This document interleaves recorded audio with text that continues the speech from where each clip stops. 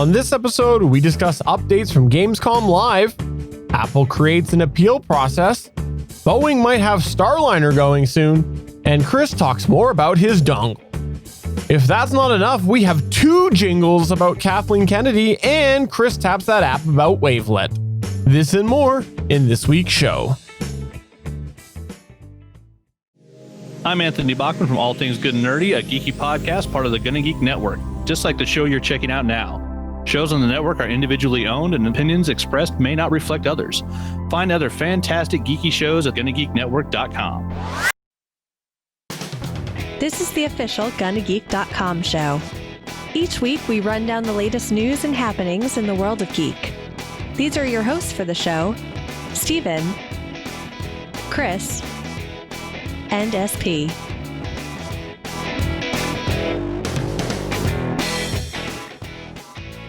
Welcome to an all-new edition of the official GonnaGeek.com show. We are here with tonight's program, and with me is Chris Farrell. Are we here to use our NPR voices this evening? Yes. And pauses. Also, Pioneer, Stargate. This is more like 1960s national news rather than NPR. They're about the same, okay? There's not a hell of a lot of difference here. Well, I think NPR actually is a step up audio quality from back then. You're a step up audio quality from back then. I probably am. I just complimented you. Such florid language here on this live internet programming. All right, that's just PBS. If we look, you will see the male and his dongle. We will. We're going to get pulled off YouTube. We'll get back to Chris's dongle a little bit later. By the way, if you didn't catch that, last week's show name was Chris's dongle. No, it wasn't. It was Gonna Dongle. That's what it was. Oh, my. I know.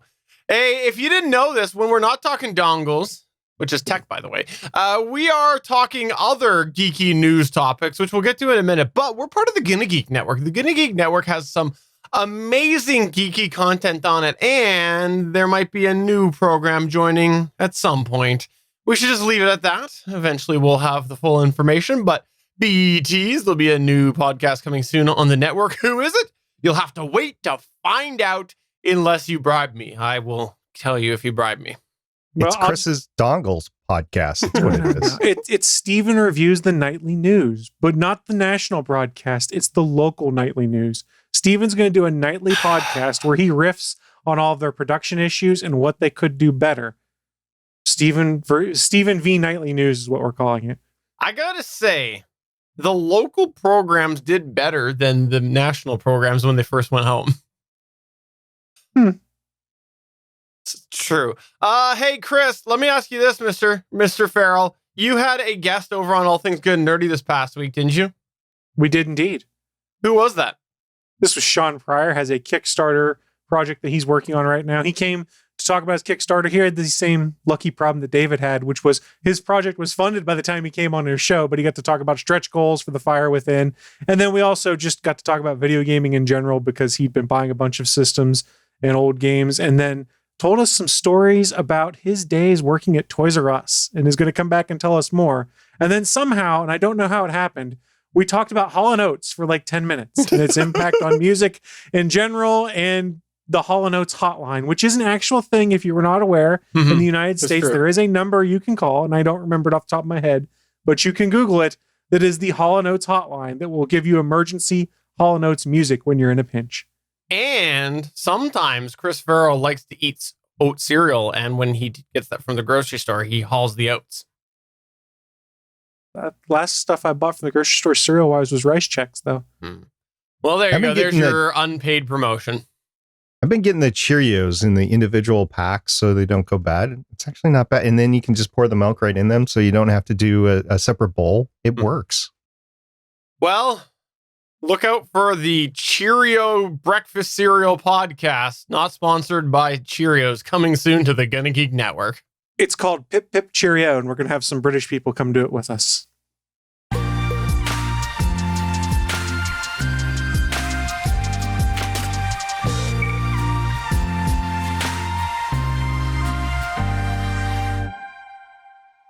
All right, let's start off the news here with a rundown by Chris Farrell. That's right. He now has a new name. It's hyphenated. Chris Farrell. It's a callback there, fellas. I know it is. Actually, sorry, I should say that properly. It's Chris Farrell hyphenated. For real. For real. For real. All right, so let's get into my news story here. You know, we're in the middle of pandemic time, which means we don't really get to have normal conventions or normal award shows or things like that. And I had forgotten that last week they did the Gamescom event, and the opening night event took place, I believe it was on the 27th last week, where they gave us a look at a bunch of cool, soon-to-be coming out games. So what I've got here is some of the big reveals they showed off in that 2-hour event, in a virtual event. It's not the same as normal. And I was going to share a few of those with you guys here. It's not in order of preference or anything like that. It's pretty much just in the order in which I read about them when I was researching this. So here's some of the big reveals coming out of Gamescom. Wait, you can read? I am literate. In what language? Pig Latin. Okay, that I can believe. UK English, American English, and Leet Speak. Leet Speak. Hey, we'll have to. You're such a leet hacksaw. Leet Hacksaw. Chris Farrell reporting for duty to talk to you guys about Gamescom. See how I pivoted that back? So let's start with one of the first things that popped out to me at Gamescom. Bioware teased a return of the Dragon Age franchise. Nothing new about the series, but more of kind of a step back, looking at everything that they'd done in Dragon Age before, setting the table for a new Dragon Age game. Why is this a big deal? Dragon Age, much like Mass Effect, is one of their more beloved RPG franchises, and the fact that they're coming back to it again has a lot of fans excited. This includes my wife, who loves the Dragon Age series. Myself, I kind of went, I hope it's good, but I don't really trust BioWare anymore. And I've said this before, why. I got really excited for Mass Effect Andromeda. It was not very good. And then I was really excited for Anthem. It was also not very good. Now it has gotten better, Anthem, and they are putting out a 2.0 version of the game at some point in time, but BioWare post Mass Effect 3 is not the same company, and they've bled off a lot of the employees that were doing that work on those beloved early years of Mass Effect and Dragon Age and things like that. And it's a very different company that very much is in line with Electronic Arts' corporate plans for everything, which tend to hurt the BioWare magic we'd seen before. So I'm cautiously optimistic that Dragon Age, I think this will be 4, will be really good, but I'm prepared for it not to be. We did get some cool Star Wars news out of Gamescom. This is a crossover I never expected. It was arguably one of the biggest surprises of the show. The Star Wars franchise is crossing over with The Sims. That's right, that game where you basically control the Sim characters in their households, give them jobs, build houses around them. You'll be able to play them in The Sims 4. There is a new expansion called Journey to Batuu, which launches on September 8th. So it'll bring in a lot of cool stuff from the Star Wars series. If I played The Sims, I'd probably be pretty interested to play with it, see if I could give my character a lightsaber. And, you know, The Sims is one of those games where you can accidentally light your kitchen on fire if you don't have proper cooking skills.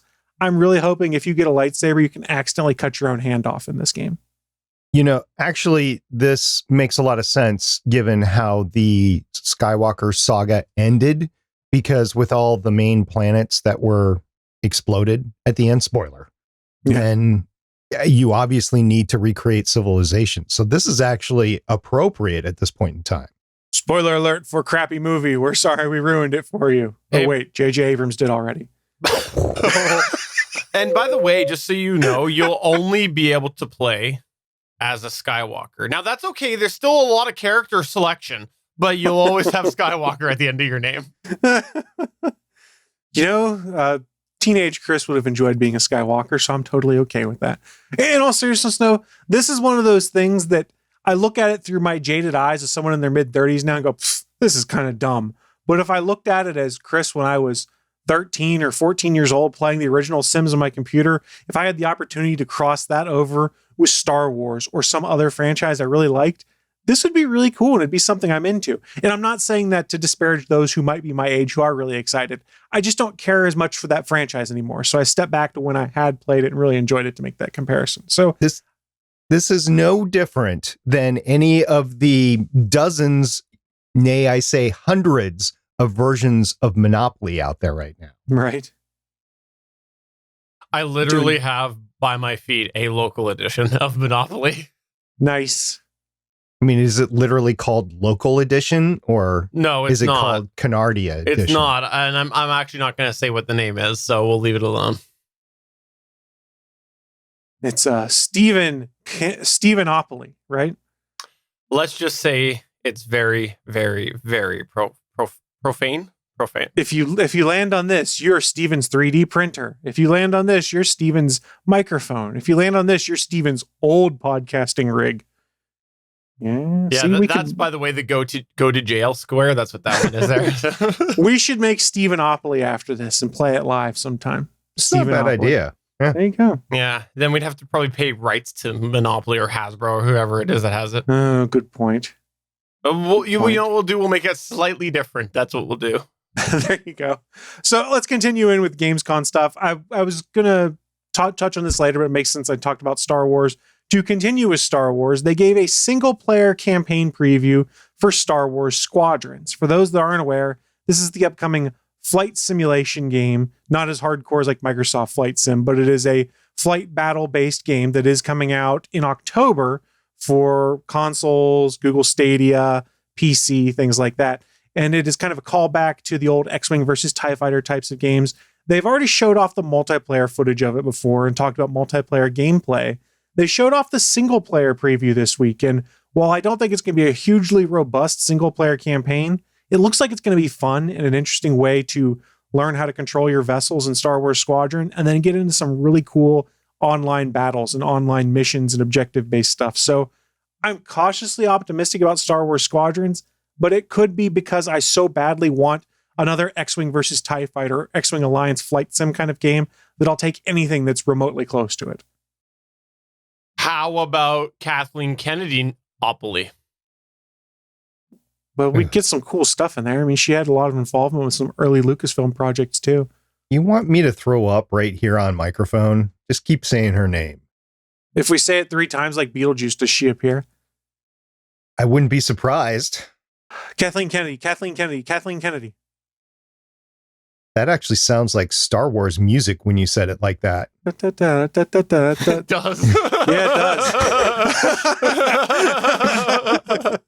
does. Please don't take us down for me doing a line from Duel of the Fates there, YouTube. My apologies. That's okay. I was going to go, Kathleen Kennedy. No, no.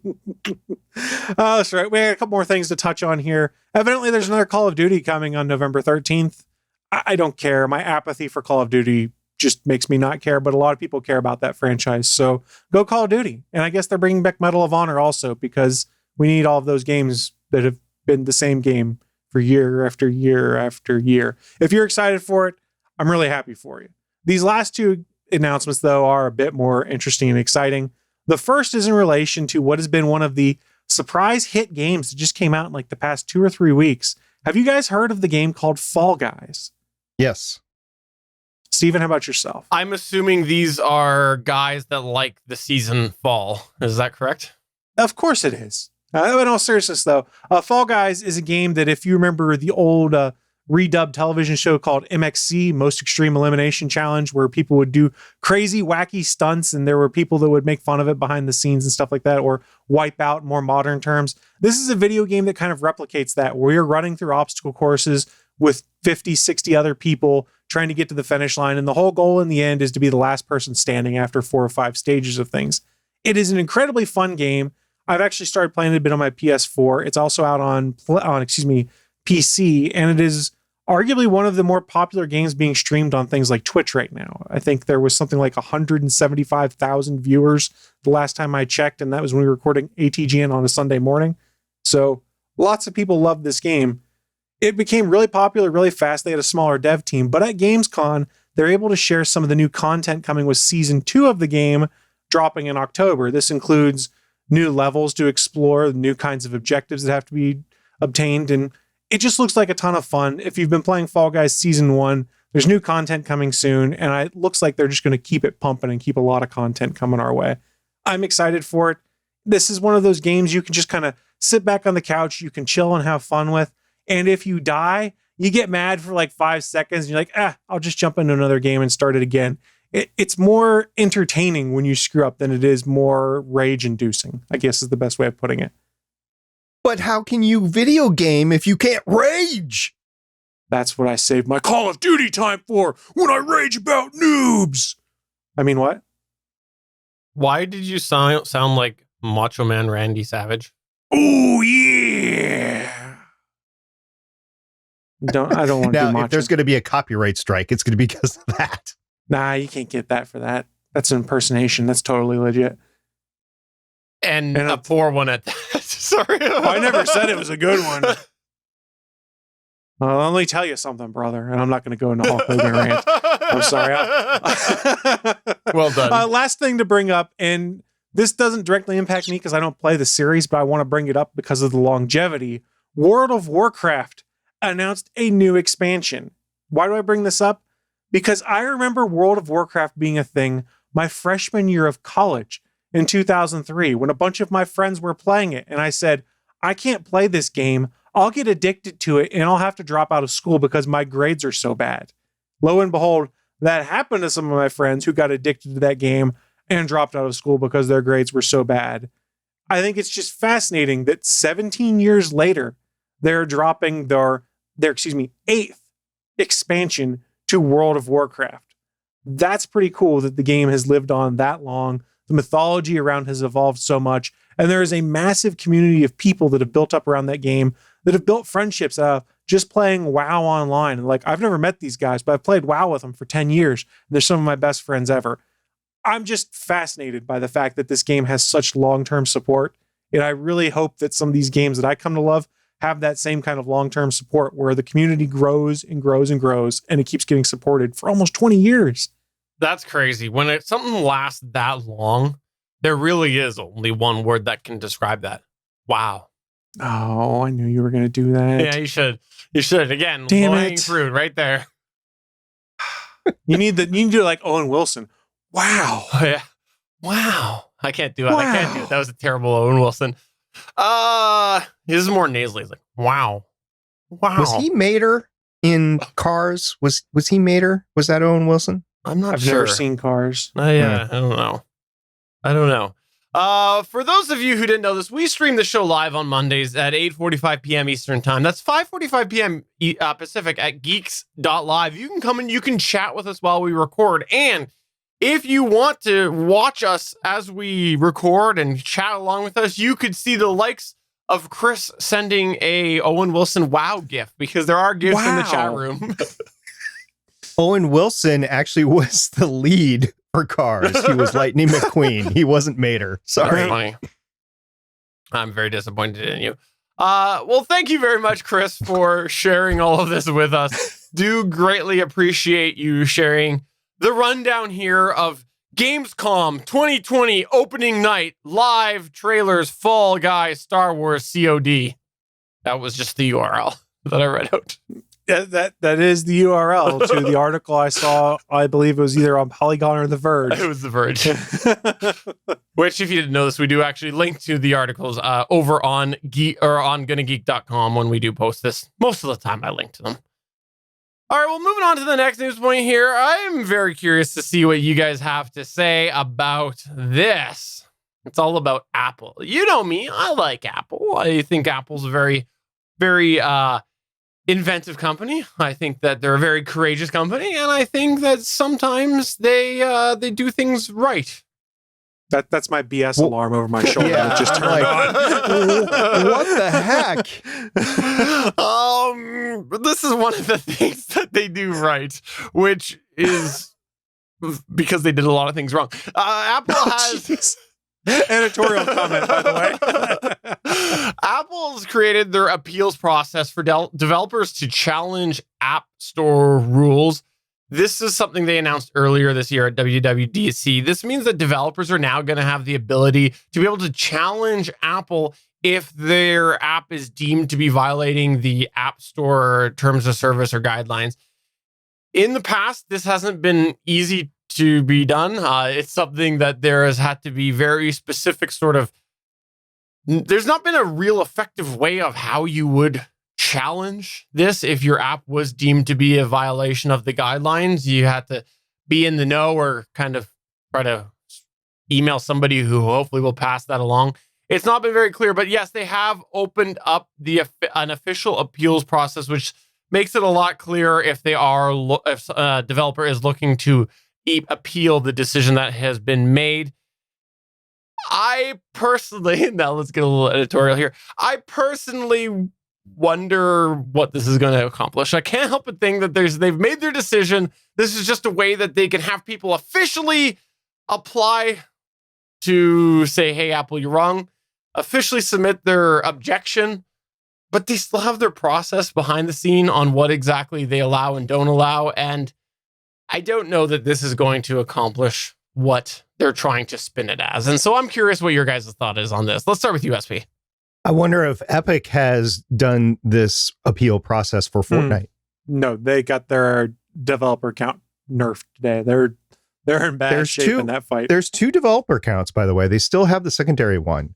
They just don't have the primary one. Yes, for their engine. They do not have the one that allows them to publish any games or things like that to the App Store. So like even things like the Infinity Blade series that you might have bought before, you can't re-download right now because they're not available because Apple yanked their developer license. And now you can't play the new season in Fortnite. The reason I bring this up is because I think Apple is not going to change what they're doing. They're being hard over on Epic with Fortnite because I think it's kind of silly, actually, because Fortnite had just slipped some code in. I don't know the specifics enough to talk about it, but they slipped some notification in that they weren't supposed to, that Apple said, no, you can't do that, about how to pay for stuff. And it wasn't even, I don't think, against Apple rules, but Apple said, no, you cannot do that. And then the whole feud has started with Epic. So I don't think, if they're not going to budge on the little bit that Epic did with Fortnite, they're not going to budge on this. This is what I was meaning, though. Like, I think that it's just a submission portal so that it frees up some of those customer service agents' time, or whoever is passing along the email to Joe, who's passing along to Jane, who's passing it on to somebody who's way above this, who passes it back down. Just to basically streamline it's just straight into the wastebasket. Exactly. This is to delay lawsuits because you can be like, oh, you can appeal it through this portal here. Yeah. I like what Suncast says in the chat room. It'll be as useful as making an appeal on YouTube. Or an appeal on Twitter for your deactivated GFQ network account. I was going to say, YouTube has actually made some strides, not a lot, but some strides in their appeal process within the past year. You're right. They increased it by 30 characters. Yeah. That's 30 characters that you can use. Twitter has just gotten worse and worse. Yeah. Twitter's a cesspool. Okay, let's talk about Twitter. Let's take a sidebar here from the news here. Twitter is getting worse from an interactive action perspective as well, because now they're like really highlighting when people are like liking tweets. And when I pull up the app, more often than not, the things that I'm seeing are so-and-so like this tweet rather than me actually seeing that person's tweet. I'm just like, well, this is stupid. I don't care what they like. I care about what they say. I don't care about what they like. Your mistake is using an official Twitter app, because if you use one of the third-party ones, you don't get that stuff in your feed that says, Steven liked this tweet, because they don't have access to that. Yeah, they have improved the official app because I use it to access Twitter at work, and it's much more improved than it was a year ago. Now, is it perfect? No. Is a client going to be able to give you more? Yes, but they've made some improvements. And as far as those like things, I turn those off because I think it's in settings. I don't know. Either that or I go into the individual tweet and say, I don't want to see this anymore. That's what you have to do. And then it changes the algorithm. There's no way to officially disable it. It's stupid. Honestly, the thing that drives me the most crazy with their official app is that their default sort is not the most recent things in your timeline. Let me emphasize this. Yeah. In your timeline, it is the things that have the most interaction. I go to my Twitter timeline to see a timeline of events that people are talking about. No, I have to go in there, set it to most recent tweets, and have it resort, and it never sticks and stays with that. The next time I load, I'm like, oh, we're back to the most most interesting ones that people interact with that I don't care about, because I like to see the most recent ones that people have posted so that I can see the cool stuff. If it wasn't for being able to spam my projects, it'd be really appealing to go off all social media right now. Oh God, I'm one of those guys now. Look, here, I'll say something controversial, and I can't believe I'm saying this. My social media of choice right now, it's Reddit, because I can tailor the communities and what I see, That's and fair. I have a lot better control over seeing what I get blown up with.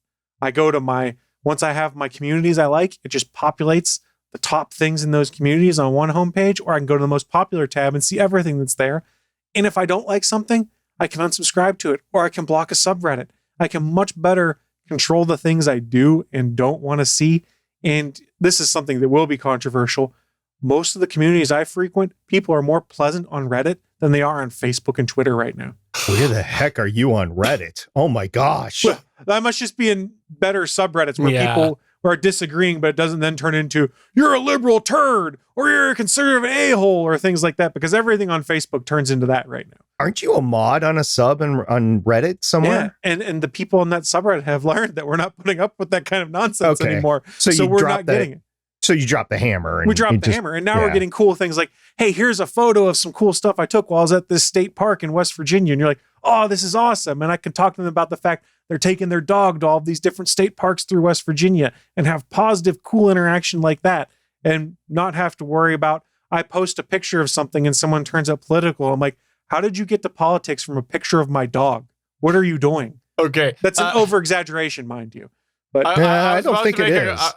I was about to make a joke about Chris's favorite Reddit being the r/dongles subreddit, but that actually exists. There's actually I don't want to know what that is. No, there's 1, 2, 3, 4, 5, 6 posts, and there's pictures of dongles. And Actually, you should check it out. And one of them the is NSFW. Oh my. The subreddit I enjoy the most, just because it makes me laugh the most right now, is probably r/TIFU. Today I expletived up. You know what? I don't believe all of them are Reddit- true, but it is a fun subreddit. Reddit's also a problem here, okay? Because since you linked me to one of those posts, every bloody day I get a stupid notification from that subreddit, even though I'm not in it. So Reddit is almost Disable your notifications. Reddit's almost as bad with the settings as Twitter from pushing content that I don't care about. You know You are what correct. my preferred social media is? Pinterest. There you go. None of you guys are on it, I which never makes it my understood favorite. it. You know what my favorite social media is? The mirror in my bathroom. That's what it is. I'll believe that. You know who does the timeline even better than Twitter? Facebook. So Boeing's going soon, hey?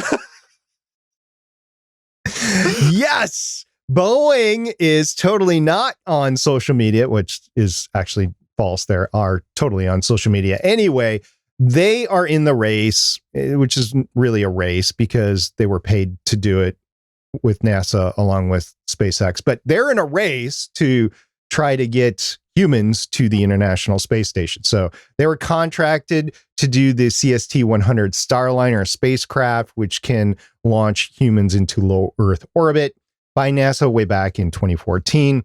Last year, they had the orbital flight test number 1, which didn't do so well in December of 2019.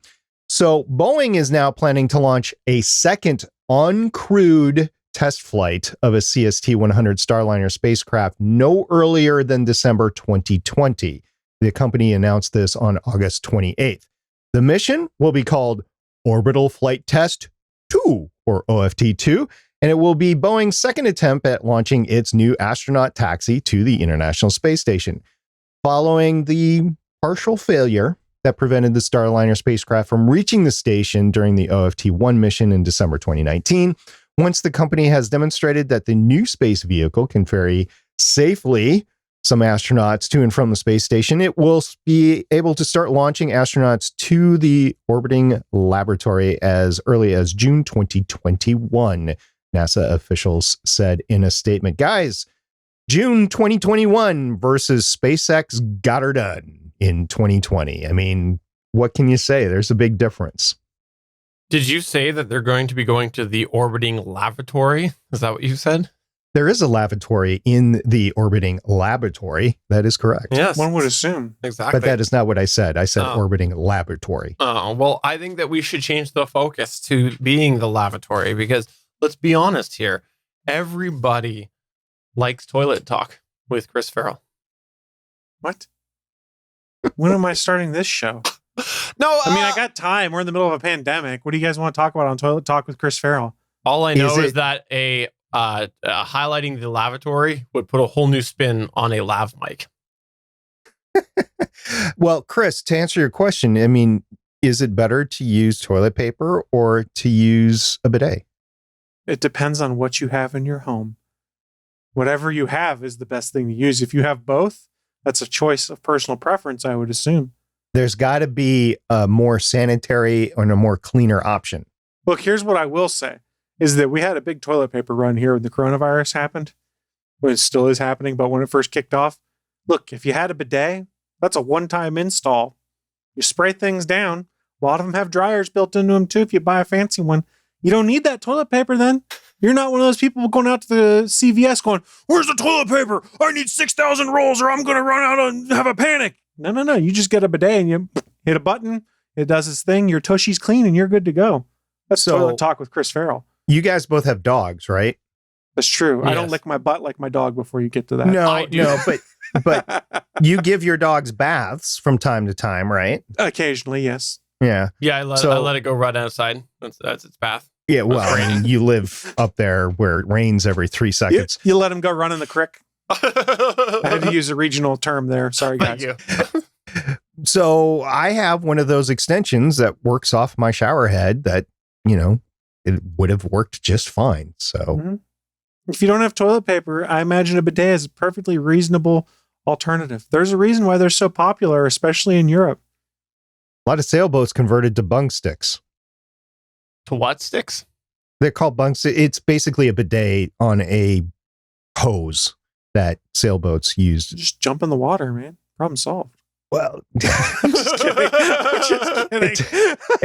that has all sorts of issues with it, depending on where you're Yes. moored or anchored. This was or, a joke. I was not being serious. Well, I mean, I'm just setting up toilet talk with Chris Farrell.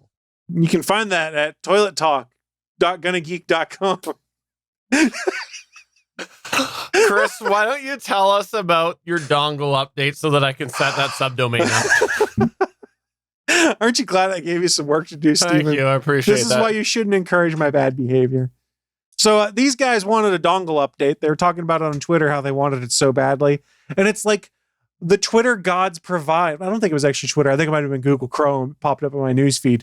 So the Google Chrome gods do in fact provide. Last week, I talked a lot about the upcoming Google Android TV dongle codenamed Sabrina, saying, hey, we don't know what the price is. But my theory was they were probably going to try and price it minimally, somewhere between the regular Chromecast price and the Chromecast 4K version, which is like $80. So we do have some interesting news that has leaked out that Home Depot's internal systems are now listing Google's Sabrina Android TV dongle, and it supposedly is going to have a much more affordable price than we all expected. On the Home Depot systems, it's listed at just $49.99. Well below the cost of the current Chromecast Ultra and only $15 above the cost of the 3rd gen Chromecast. It also matches the price of the Roku Streaming Stick Plus and the Amazon Fire TV Stick. We also found out that the colors are going to be Rock Candy, Camo Blue, and I missed what the third one was. I forgot to copy it over, but follows the color convention we've seen in the Nest Mini. So I'd like to say kudos to us, our guess that it was going to be somewhere between those Chromecast prices. If this holds true, we nailed it. So go team. When do we start tweeting about our tech leaks and scoops online so that everyone comes and talks about us? Well, you should just take a guess because it seems that's what most of those leakers are doing. They're just like stating fairly obvious facts. They're like, hey, there's a new Apple iPhone coming and it's going to be delayed because every other device has been delayed this year. It's going to be it- iPhone 15 it's coming the in next. March. It's the next generation WWE. It's reality TV. It's people are treating this as fiction. That's all it is. They're just making up stories. People just want clicks as part of what it is. There are some True. people that are legitimately in the know. more so than we joke about. But then there are a lot of other folks, especially when it comes to not just tech news, let's get in like comic book news, entertainment news, that just basically are purveyors of BS so they can draw the clicks. And by that, I mean, I'm going to go on the record again, one of the worst sites out there, and if you ever cite news from it, you lose all legitimacy in my eyes, is wegotThisCovered.com. Oh my God. The worst. They just throw crap against a wall, and it's always, according to sources we have, this is going to happen. No, do not ever use wegotThisCovered.com to try and tell me something's going to be happening in the MCU or Star Wars or anything in relation to comic books or TV shows, because 90% of what they post is absolute horse crap just to draw clicks. Them and Cosmic Book Movie News, I think that is the name of it. Yeah, they're also terrible too. purveyors of just clickbait garbage. And you've seen folks like James Gunn and other filmmakers just rip on these guys on Twitter, and it's absolutely hilarious when they try and say, we've got news about Guardians 3, and James Gunn's like, yeah, this is absolutely bullcrap. I wrote the movie. I know this is not true. Yeah, so don't be one of those purveyors of BS. We don't like them. Yeah. Hey, before we hop off of this, I do think that it's worth mentioning something that should be considered, considering this comes from Home Depot. I was frequently in Home Depot over the last couple of months, and as I've been headed out the door, they have their cage of electronics there, and there is a thing that is still there, even as of today. I passed by it today when I had to run up there on my lunch. And it is a Wink Hub 2, and it is still for sale at $139.95. Their system has allowed it to be still on sale for $139 when this thing is like basically hot garbage, and they don't even sell it really anymore officially. Like if you look on the Canadian website, it's not there anymore. It's like you can't find a hub unless it's coming from Wink directly, so it's like discontinued stock, yet their system is showing still as $139, at least at that specific Home Depot. So I don't know that we should put full stock in the price that Home Depot has, because not only is that an example, but I think they've also had past systems issues with maybe personal information being leaked and credit card numbers. So I don't know that their systems are up to snuff. Well, the inventory system is different, but yes, this very well could be a placeholder. I should have clarified that when I was saying this. It could be a placeholder, similar to how we've seen those rumored prices for the new Xbox and the PlayStation. Nothing's been announced. These are just placeholder prices. A lot of things have.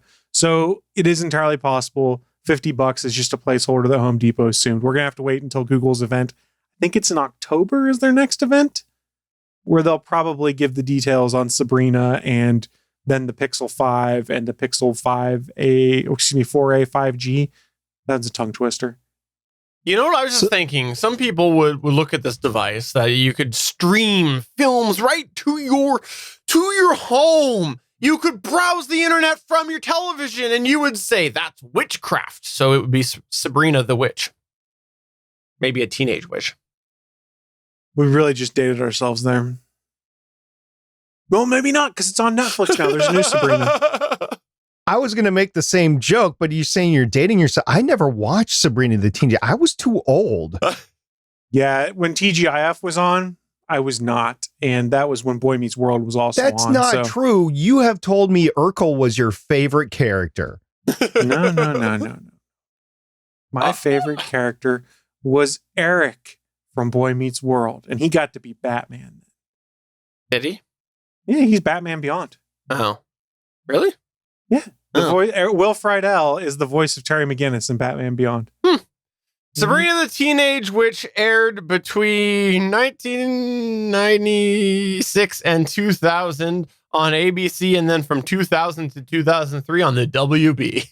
So that was 12 to 16 when Chris was watching that on TGIF on ABC. I was a little busy doing adult stuff during those years. Just a little.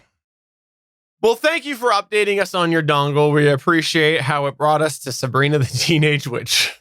Why is everything about me tonight? It's dongles and toilet talk and what's happening, guys? I don't know. I'm just waiting for you to take over this show. Look, I am not anyone's target demographic. We're barking up the wrong tree with all this Chris stuff. I assumed you're going to take over this show. Willie's going to take over ATGN. The Willie Nelson show. Then people will think it's the real Willie Nelson. I always assumed that's the way it was going to go. Mm-hmm. Yeah, And then but I'd quit. You're discounting my laziness. Oh, I'm familiar. Well, I'm just saying Steven's discounting it. You know better already. All right, well, let's go ahead and move on to Chris. Tap that app. While you may know Chris loves phones, tablets, and other gadgets, did you know he's also a master tap dancer?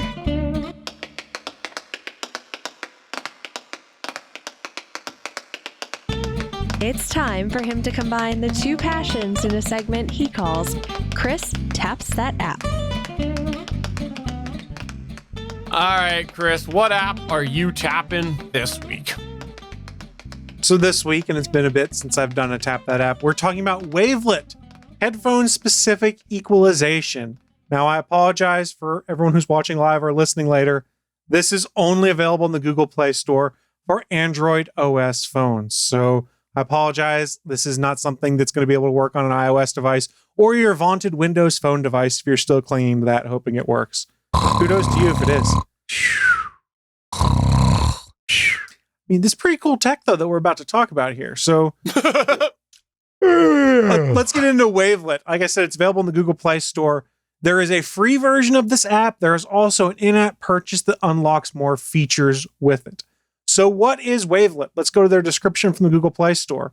With over 2,500 pre-calculated optimizations for headphone models and many options for customizability, Wavelet is a great addition to any mobile audio setup.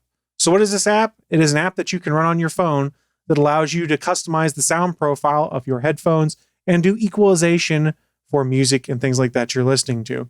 Why is this a big deal? Why am I bringing it up? Well, generally apps that are used to mod or improve the sound quality on an Android device require root access. Root access is not something a lot of people are comfortable doing. Developers, no big deal. Techies and stuff like that, yeah, I'll enable root, not a big problem. Wavelet is one of the first audio EQ apps out there that does not require root access. That's why we're talking about it today. It can be used with Bluetooth and wired headphones. It can also be used to handle EQ on your car stereo or any Bluetooth device you're connected to. So what are the features of this application? There's two major features I want to talk to you about. Both of these are included in the free version of the app. The first is what they call Auto EQ. With Auto EQ, you can equalize your headphones to the Harman standard. This is a graph that there are graphs that visualize the compensation that are applied. Steven's got a screenshot he can pull up for you guys who are watching live right now. That kind of gives an example of what I'm talking about. So on the left, you see the Wavelet input screens, your equalization, Auto EQ, graphic equalizer, and all of the effects and gain control. On the right, when you open that Auto EQ menu, you have the choice to select a variety of different headphone models. It then applies that equalization to the headphones you are seeing connected. In this example that I'm sharing, or Steven's sharing with you guys, this is for my Google Pixel Buds 2. You can swap out those headphones on the fly. Say you then put on your Amazon Echo Buds or something like that. You would just click on that and then type in Echo Buds, and it would find it in its database, and you could apply the correct equalization for Echo Buds. You can do it with USB-C headphones that plug in, as long as you know the name brand and things like that. Their database has roughly 2,300 different EQ profiles that are saved to it, and they are continually growing it and expanding it. Because, for instance, when I first got this app, there was no profile in there for the Google Pixel Buds 2. About 2 weeks later, there was an update that was out, which then included Pixel Buds 2 and allowed me to apply the Auto EQ to it. So, Steven, thank you for pulling that up for folks to see. So, like I said, Auto EQ features pre-calculated results from a user online by the name of Jacko Panison, who did all of the work calculating all of the proper equalization needing to apply to all of these headphones to meet the Harman standard. Right now, there's 2,300 entries shipped with Wavelet. That's probably out of date, considering now they're saying 2,500. That allows for optimal frequency response compensation for those specific headphone models. Like I mentioned, headphone model, you click on that, it will allow you to search their database or view any of your previously selected headphones. Meaning, if I've run through 3 different sets of headphones, they'll all show up there and I can toggle between them quickly. You can also remove them from that listing. There is also a feature that allows you to import and load custom-generated Auto EQ data.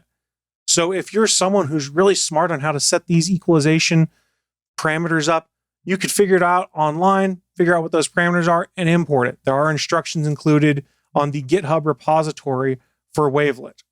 So like I mentioned, I use this with my Bluetooth headphones predominantly, my Echo Buds and my Pixel Buds 2, once those were added to the database. And it makes a marked difference in sound quality. And I've turned it off and on to try and get an idea of whether it clears things up, whether it sounds better. Now, granted, I don't have the most educated ear when it comes to audio quality, but things do sound better when I set up the auto EQ for my specific headphone brand. And I haven't gone through and dug through to find every set of headphones in my house to figure out whether they would show up in this database. I figure most name brand headphones, they appear to show up in there. So if you've got your AirPods, because you can use them on Android devices, or you've got your Beats audio headphones, things like that, they should all have profiles in there. And you can always just mention in the Google Play Store, hey, I'm looking for these headphones. When are they coming in there? And they're regularly making updates. The other feature that comes in the free version of the app is the graphic equalizer. It comes with a 9-band graphic equalizer, which you can use in case your headphones aren't listed in the auto EQ database, or if you want to further refine and customize your audio optimization done already with the auto EQ. So you can play with things such as the flat, the bass boost, treble boost, loudness, vocal boost, and a few other settings. It's pretty cool. I've gone and played with it. But again, I'm not an audio engineer. I don't necessarily understand the best way to play with it. I can play with these settings and find something that sounds good to my ear, but it's not necessarily an educated ear. But it's cool to be able to go in the app and play with these things. You get all of that for free. That's cool. I like this.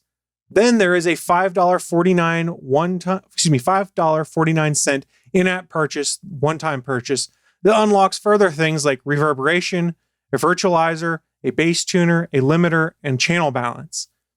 If you don't want those things, don't pay the $5.49.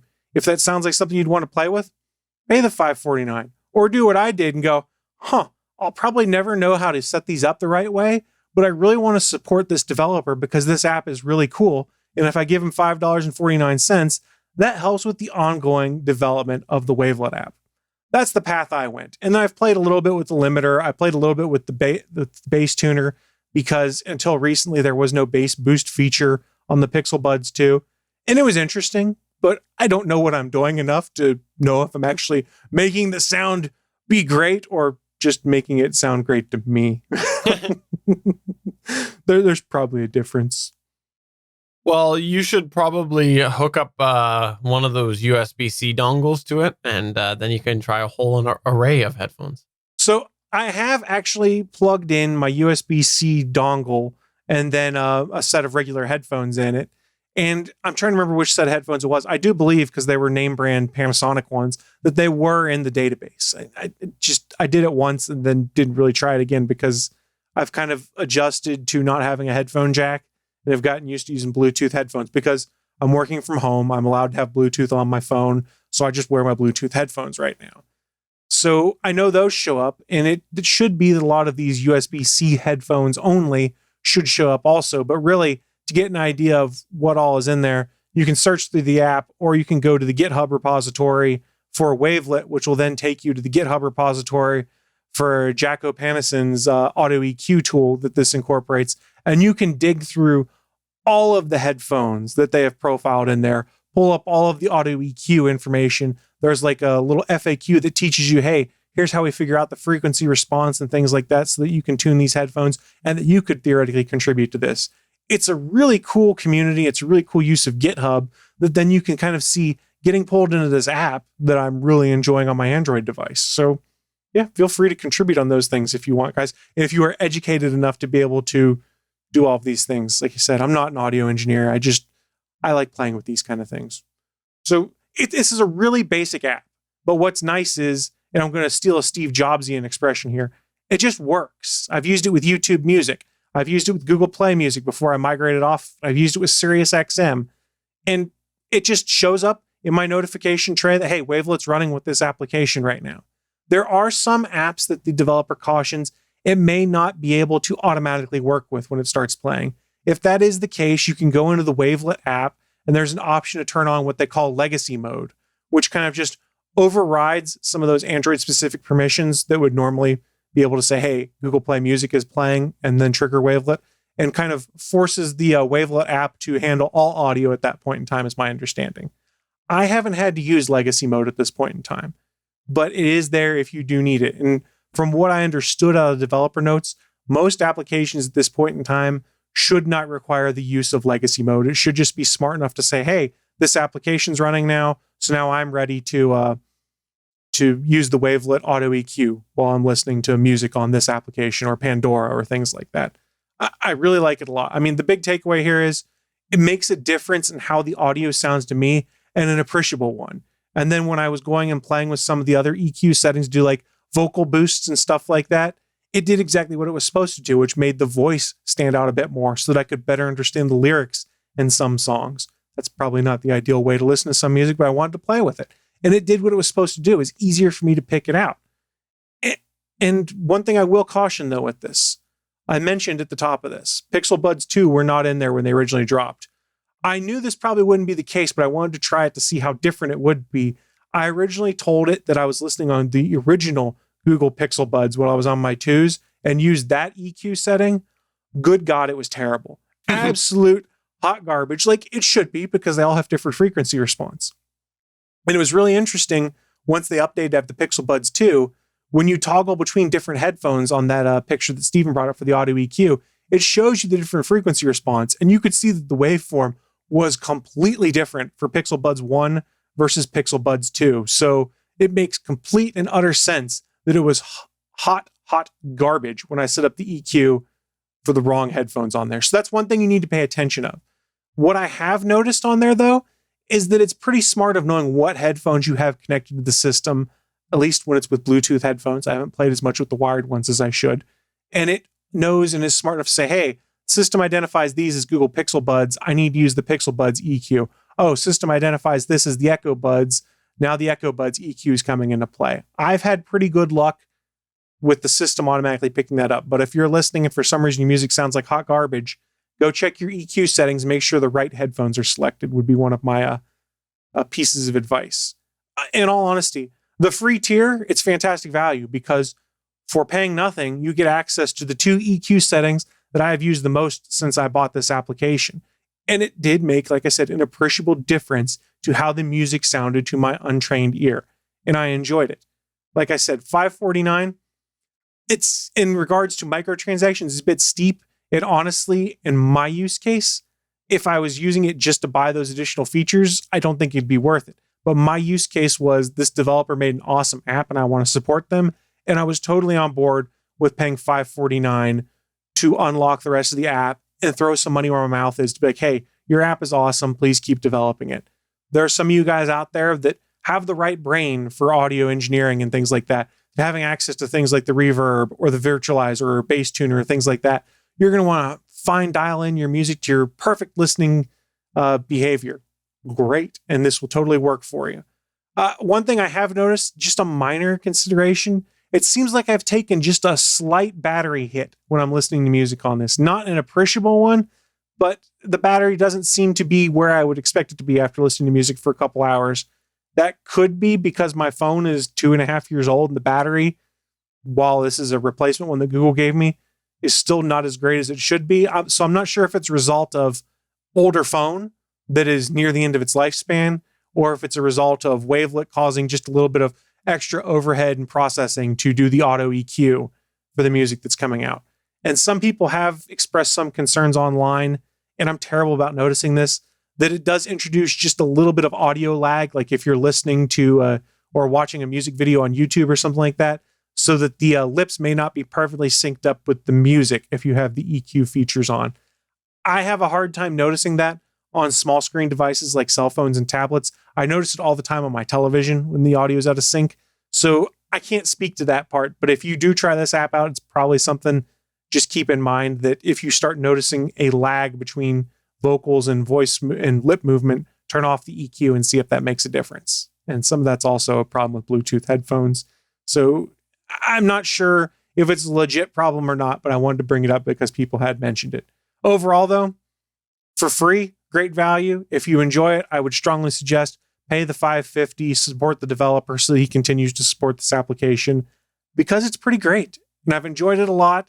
And this is not me wearing my Android hat and going, ha ha ha, we're so great. But this is one of those interesting things when it comes to the more open application store and things like that you see on Google Play than you do compared to the iTunes store. You get some cooler toys like this, and it was fun to play with and try out. I haven't seen something similar on iOS. If it does exist, I'd be more than happy to try it out on my iPad, since I still have an iOS device on that front. Or wait until Apple bakes something into iOS, probably to do EQ and stuff like this. I'm sure this is something that both Google and Apple's going to look at and go, why don't we just bake this into our OS? And they'll probably wipe this guy out in a couple of years, which is a bummer because it's an awesome application and totally worth the $549 if you want to unlock the whole thing. So, Chris, I have a question, and I apologize if I am repeating information that you have already divulged, but honestly, you started talking about Android and I went to sleep. Fair enough. So, have you used any of the other equalization apps that are currently available on Android, or is this the first one that you've tried? This is the first I've tried because it didn't require root access. I didn't want to root my phone to have access to some of these applications, which is why I haven't played with it before. That's honestly why I went this route with this app. And I was going to bring that up, is the fact that it doesn't need root access, and I think it's the best one out there according to several of the articles that I was searching after I woke up and trying to catch up to what you were saying was saying. So yeah, I would say if you are in the market for even wanting to try the equalization, that this app, Wavelet, might be a good option, especially with the free tier out there. I would agree with that. The two features you're going to use the most, you get for free. In all honesty, you could get away completely with having those other tiers locked, because since I unlocked the rest of the app, I think I've played with those things 3 or 4 times just to get an idea of how they worked. But I generally turn them off because the auto EQ, to my untrained ears, does enough for me that there's an appreciable difference that I enjoy. So 2 things. Number 1, moral of the story: you are not root. You cannot say I am root. Can't say that. We are root. We are root. That's fair enough. Second, can it make Beats headphones sound good? You're limited by what is actually making up the Beats headphones, but it can make them sound better, is what I would argue. But your tastes have to be bass heavy music with Beats headphones. Oh my gosh, guys. I don't think I've talked to you guys about it, but the kids went through a phase where they all wanted Beat headphones. So I think a lot of kids went through that phase, to be honest. Those poor kids. I've got all these Beat headphones that are just in the kids' rooms, just laying there. And so one night I picked them up and I threw them on my iPad, and I was just trying to listen to it through it. There was this really incredibly bad hiss that was in there. I'm like, how the heck could they even sell anything like this? This was just really crappy, and it was supposed to be like the best headphones of the time. I'm like, they whatever. just had the best marketing at the time is what it came down to. You know what? We still suffer from that on good headphones when you're looking at reviews, because you always see the people are like, oh, well, they sound kind of tinny in the high end. And it's just like the one review. They're like, the headphones sound like they could use more bass. And you're like, yeah, you like Beats headphones. That's what your review is. Well, thank you very much for this. I guess, though, if you want a little more bass, you could use this app to add a little more bass now, right? Or depending on the Bluetooth headphones you listen to, they may have a bass booster built into them. Like I mentioned, just as a follow-up with the Google Pixel Buds, they just put an update to the OS, or excuse me, the application, which had EQ settings in-app for Google Pixel Buds too. So I don't know that I would suggest setting EQ in the Pixel app and then setting EQ in the Wavelet app, because you're going to be fighting with yourself.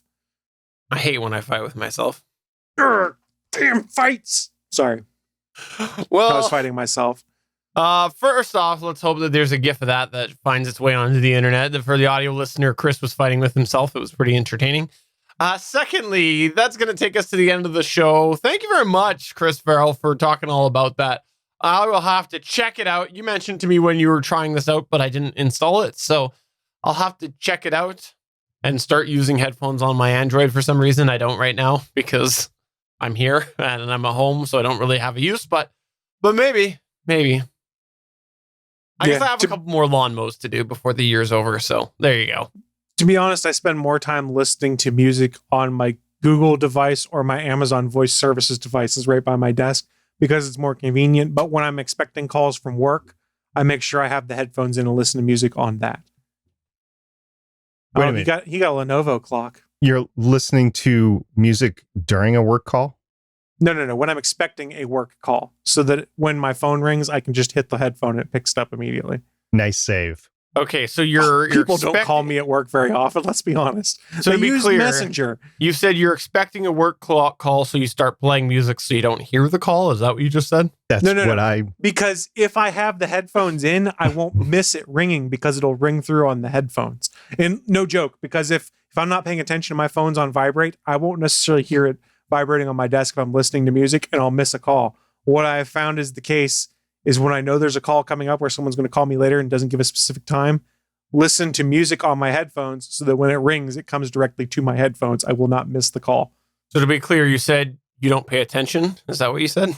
Exactly. I pay attention to nothing. I have the attention span of a gnat. Wait, what? True story. Today at work, one of my employees came up to me and said, if I need you, can I just say SP? And I'm like, sure, I'll be wearing my headphones, but sure. And she's like, you're kidding, right? I picked him up off the desk, put him right up, and I looked at the computer screen and I could tell they're the ATX M50X. Yeah. So they're actually pretty good noise isolation. So I could tell she was talking, but I couldn't really hear. And she was standing right outside my desk. I was like, yeah, should I pretend like I can't hear her or not? And I said, I took him off. She said, yep, I couldn't hear you.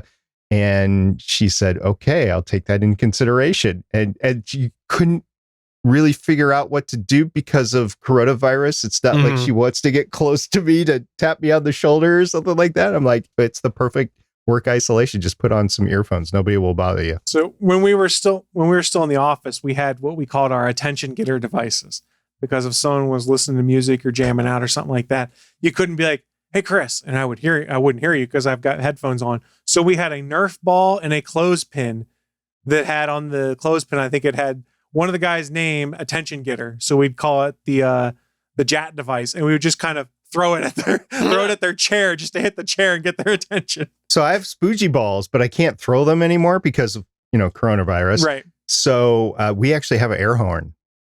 Yes. It's great. I'll admit that I've used headphones to ignore coworker conversation before. Haven't even been playing anything because it was paused or whatever, and I've heard them be like, "Hey, Steven," and just something completely boring, and I just keep typing away like I'm listening to music. I'll admit it. Can you EQ out your coworkers' voices? You might need headphones that have active noise cancellation. Noise cancel. Wow, I can't get the word out. That's rare for you. You guys know what I mean. Yes, we do. Active noise me no cancellation. Have words. Me talk too much. Me caveman now. ANC. You promo something right now before we go. No? Me am Chris. Listen to me's podcasts at gungeek.com. SP, is there anything that you would like to plug or promote?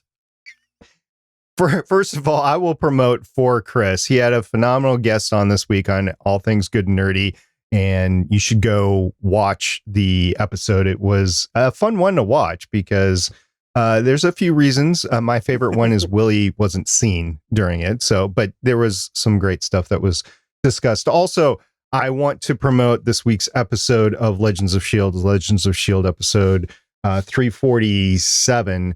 And I want to promote it because we recorded on Thursday. On Friday came the news of Chadwick Boseman passing away. So we were going to talk about it next week, but still I was going to release the episode. So I was just going to put a producer's forward on there saying we will talk about it next week. But since one of the co-hosts on the show, Lauren, cannot be there next week because she is going through surgery on Wednesday, and we record on Thursday, she put a 2.5 minute forward and she recorded it, sent it to me, and I put it on the podcast. It's only on the audio version. I didn't put it on the video version.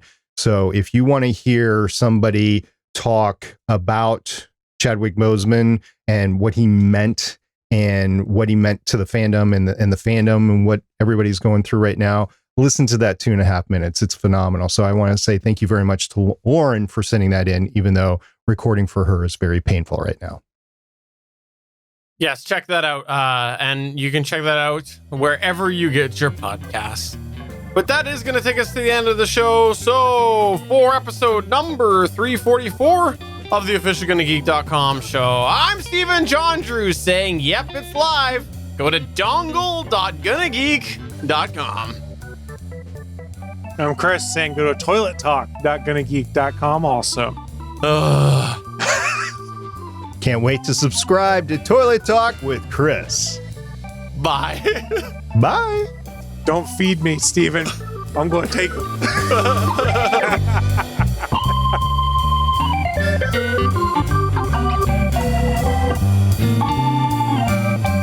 Thanks for checking out another episode of the official GonnaGeek.com show. If you like the show, please give us a 5-star review in Apple Podcasts or a thumbs up on YouTube. You can always join us for our live recording sessions, which stream Mondays at 8:45 p.m. Eastern at www.geeks.live. And remember, you can find our full back catalog at gonnageek.com/show. If you're itching for more geeky content, check out other shows on GonnaGeekNetwork.com. Voice work was by Emily Prokop of the Story Behind podcast. That's it for this episode. We hope to see you back again next week.